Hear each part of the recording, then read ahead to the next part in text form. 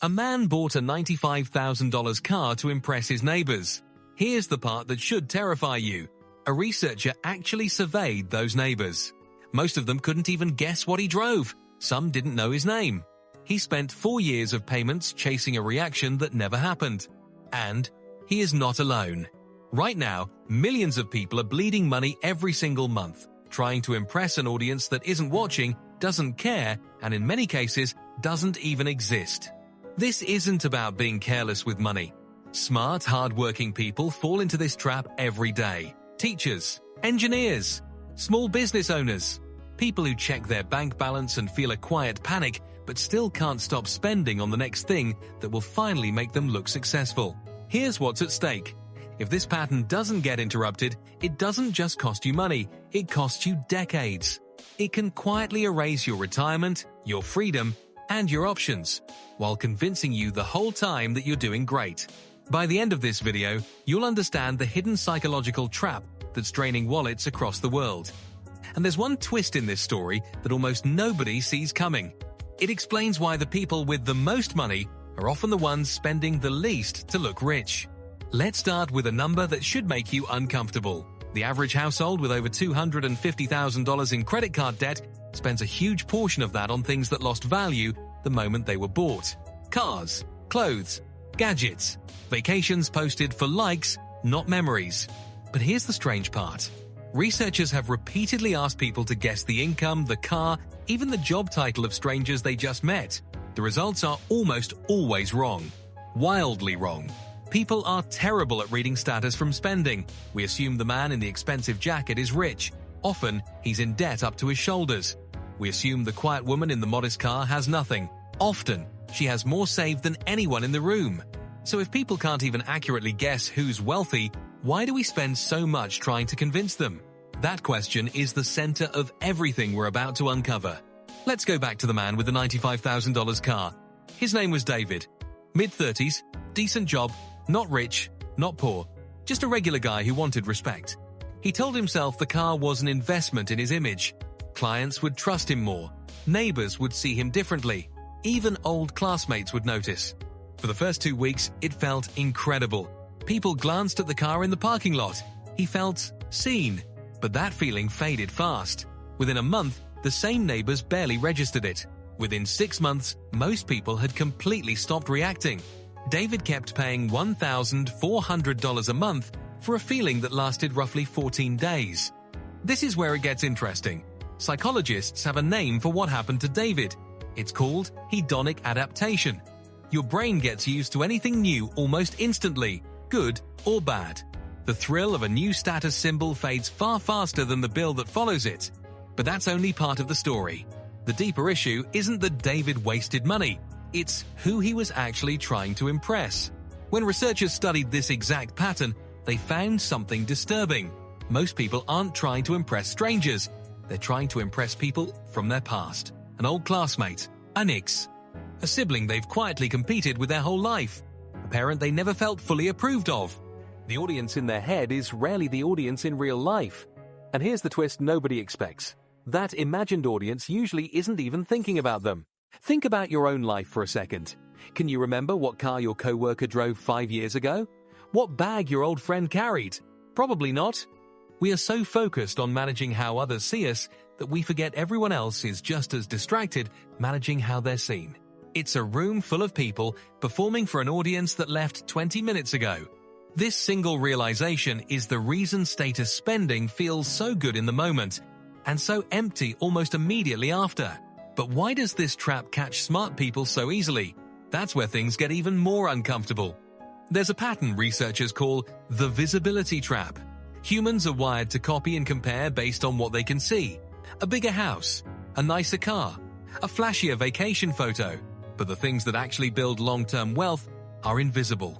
Consistent saving, boring index funds, paying off debt early, living below your means while looking to the outside world completely unremarkable. Nobody posts a photo of their retirement account growing quietly in the background. Nobody shows the dinner they skipped going out for. Nobody documents the version of their life where they said no. So the visible choices, the ones that feel impressive, get rewarded with attention. The invisible choices, the ones that actually create freedom, get rewarded with nothing but a slowly growing number you can't show off. This creates one of the strangest contradictions in modern life.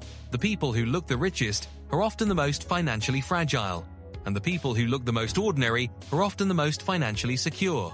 There's a well-known finding from wealth research. Many of the highest net worth individuals in everyday neighborhoods don't drive flashy cars, don't wear designer labels, and would blend into a crowd without a second glance. Meanwhile, many people drowning in debt are doing it in designer shoes. This is the part that should genuinely worry you. If you can't tell who's wealthy just by looking at them, then every comparison you're making, every time you feel behind because someone's lifestyle looks better, is based on information you don't actually have. You might be comparing your real financial life to someone else's complete fiction, and social media made this dramatically worse. Before the internet, you mainly compared yourself to your neighborhood, your co-workers, maybe extended family, a few dozen people. Today, you compare yourself to a curated highlight reel from thousands of people, edited, filtered, and staged to look like effortless success. A 4-year-old renting a tiny apartment can post 5 photos a year from resorts charged entirely on a card he's still paying off in December. Viewers see 5 exciting moments. They don't see the other 360 days or the balance quietly climbing in the background. This is what psychologists describe as asymmetric comparison. We compare our full, unfiltered reality, including our worst days, against everyone else's best 10 seconds. No wonder so many people feel like they're falling behind a race that was rigged from the very beginning. But here is the moment where this story takes an unexpected turn, the part most people watching this have never connected to their own spending. Status spending doesn't just cost you money, it actively works against your long-term goals, on purpose, by design. Marketing isn't accidental. Luxury brands don't sell objects, they sell identity. A $300 hoodie and a $30 hoodie can be nearly identical in material. The actual product being sold is the feeling that strangers will treat you differently. And for a few days, it works. Then your brain adapts again, and you're hunting for the next purchase to recreate that feeling. This cycle has a name.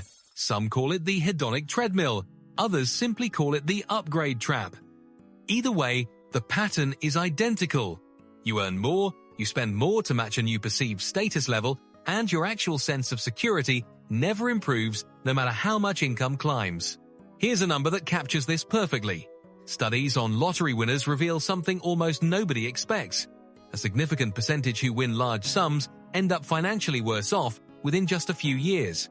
Not because the money vanished mysteriously, but because their spending expanded to match their new status almost instantly, often outpacing the money itself. More income without intention doesn't create freedom, it just raises the price of staying exactly where you are. So if status spending is this damaging, why does almost everyone fall for it at least once? Because the trap isn't really about materialism, it's about belonging.